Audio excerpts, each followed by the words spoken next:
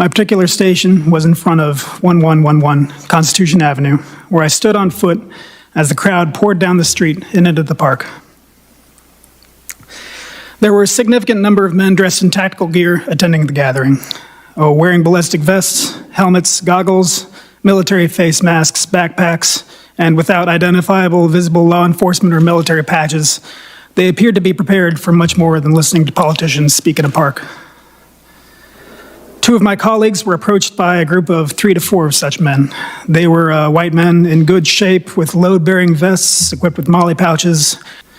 After a bit of small talk, one of them asked my colleague something to the effect of, "Is this all the manpower you have? Do you really think you're going to be able to stop all these people?"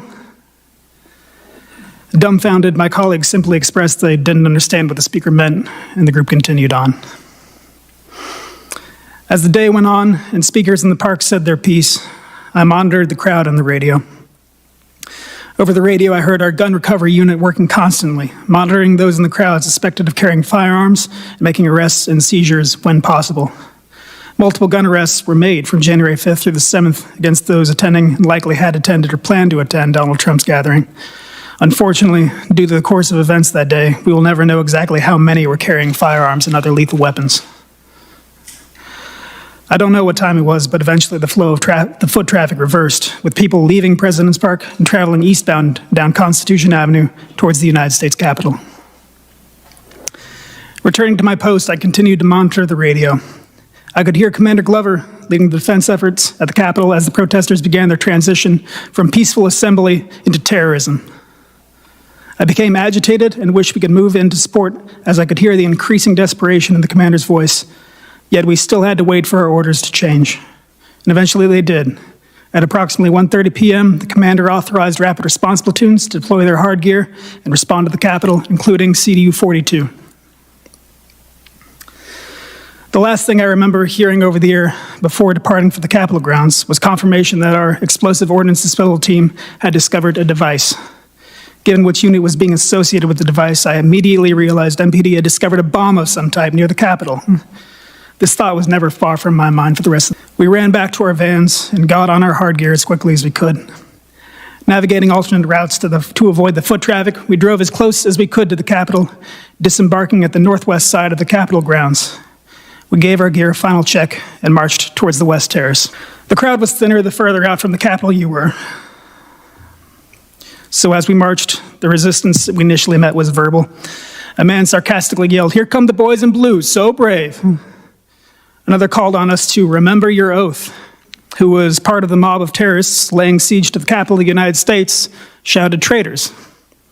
More found appeal in this label and shouted traitors at us as we passed. One man attempted to turn it into a duosyllabic chant. No, we continued to march. A man attempted to rip the baton from my hands, and we wrestled for control. I retained my weapon after I pushed him back. He yelled at me, "You're on the wrong team." Another takes a different tack, shouting, "You will die on your knees."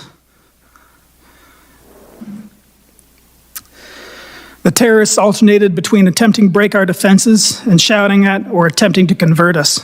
Men alleging to be veterans told us how they had fought for this country and were fighting for it again. One man tried to start a chant of 4 more years. Another shouted, "Do not attack us, we're not Black Lives Matter," as if political affiliation is how we determine when to use force. A new man came to the front and fixated on me, continually berating me, telling me to take off my gear and give it to him. He continued, "Do you think your little pea-shooter guns are going to stop this crowd? No, we're going in that building." I couldn't fully engage anyone.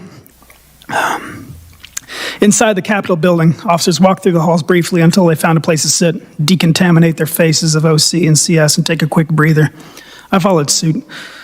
Someone had managed to find a package of water bottles and was passing them out. I washed off my face as best I could, rinsed out my mouth, and drank the rest. I took the opportunity of relative safety to don my gas mask. Not long afterward, I heard someone calling for officers to move to assist. I steeled myself for another round and descended a stairway into a long hallway filled with smoke and screams. The Capitol building is labyrinthine, but judging from the sound of intense combat, I could tell this hallway led outside to where the terrorists had forced our retreat. Officers were stacked deep, but every so often one would fall back from the front line, nursing an injury or struggling to breathe, and those who remained would take a step forward. Eventually, it was my turn in the meat grinder that was the front line. The terrorists had a wall of shields that they had stolen from officers, as well as stolen batons, what other armaments they brought. Even during this intense contest of wills, they tried to convert us to their cult. One man shouted, "We all just want to make our voices heard, and I think you feel the same. I really think you feel the same." All while another man attempts to batter us with a stolen shield. Another man, like many others, didn't seem to appreciate that this wasn't a game. He fought his way across the lawn, up the steps, through the western terrace, all the OC and CS gas, and at the front line of this final threshold was asking us to hold on because he has asthma. The two sides were at a stalemate at a metal door frame that sat in the middle of the hallway. At the front line, I inserted myself so the frame was at my back in an effort to give myself something to brace against and provide additional strength when pushing forward. Unfortunately, soon after I secured this position, the momentum shifted and we lost the ground that got me there.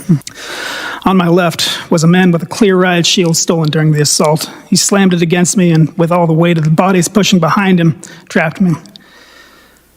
My arms were pinned and effectively useless, trapped against either the shield on my left or the door frame on my right. With my posture granting me no functional strength or freedom of movement, I was effectively defenseless and gradually sustaining injuries, but opted instead for guttural screams. I remember him foaming at the mouth. He also put his cell phone in his mouth so that he had both hands free to assault me. Eventually, he succeeded in stripping away my gas mask, and a new rush of exposure to CS and OC spray hit me.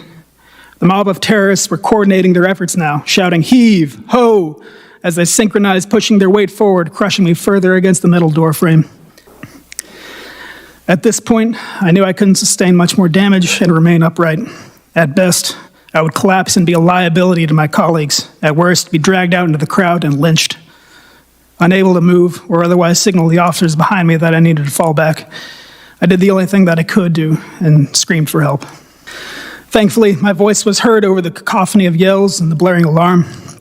The officer closest to me was able to extricate me from my position, and another helped me fall back to the building again. I had found some more water and decontaminated my face as best I could. I don't know how long I waited in the halls for, but soon after I got back on my feet and went to where the fight was again. Until reinforcements arrived, every able body made a difference. After some time of guarding the upper landing, I saw reinforcements arrive from the south. I'm not sure which law enforcement agency it was, but I turned to them and I started clapping, as it was a sign that badly needed help was starting to finally arrive. Soon after that, I started feeling the effects of the day taking their toll and went back inside to rest. We stayed in the crypt until quite late. And even after we were allowed to leave the grounds, we didn't get to go home. Those who needed immediate medical attention took a van to the local hospital, while the rest of us parked near the city center until the city was deemed secure enough for us to check off. I believe we finally got that message around 1 a.m. the following morning.